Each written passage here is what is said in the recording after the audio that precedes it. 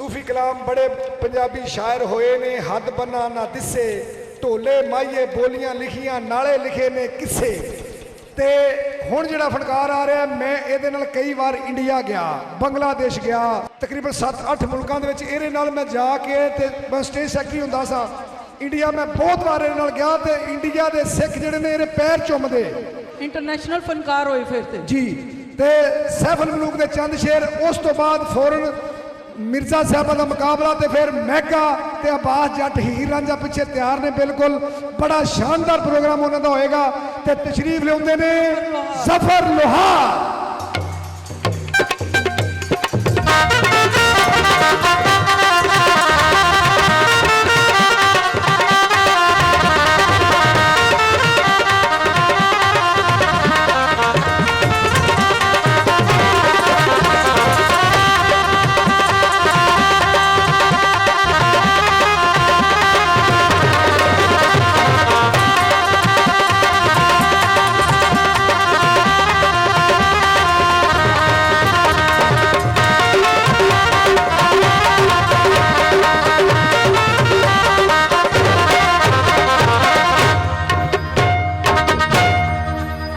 Hello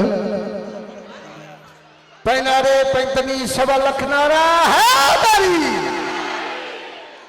अर्द इतनी है, बल्ले का बल्ला ना होवे मत्थे फुल्ली जरूर हुंदी है।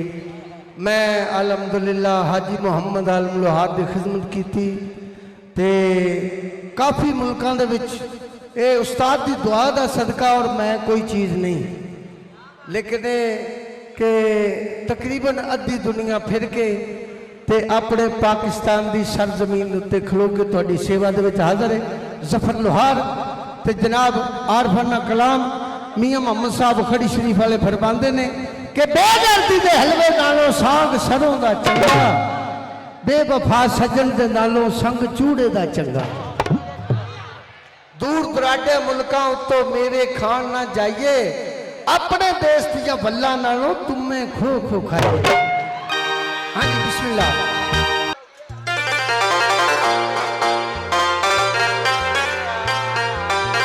ओ बाग बहारा ते गुलज़ारा, बिन यारा किस कारी,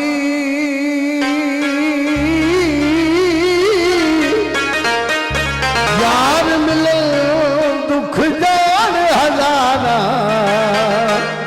मैं शुक्र करा लख बारी। ओ नाद सैया मैं खेतन गया,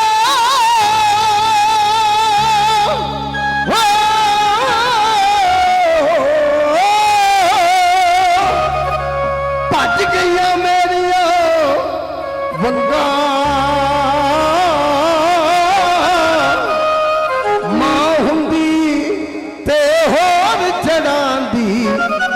बाप कोलो किवे मंगा।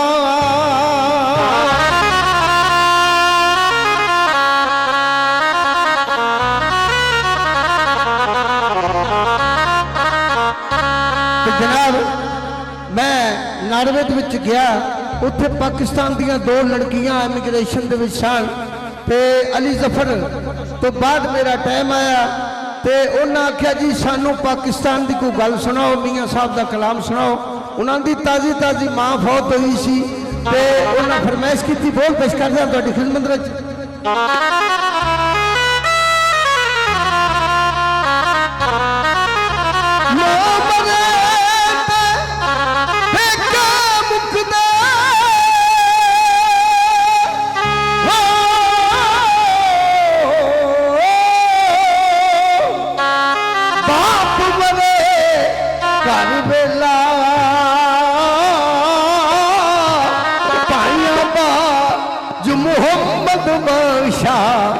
मुक जांदा रे मेला,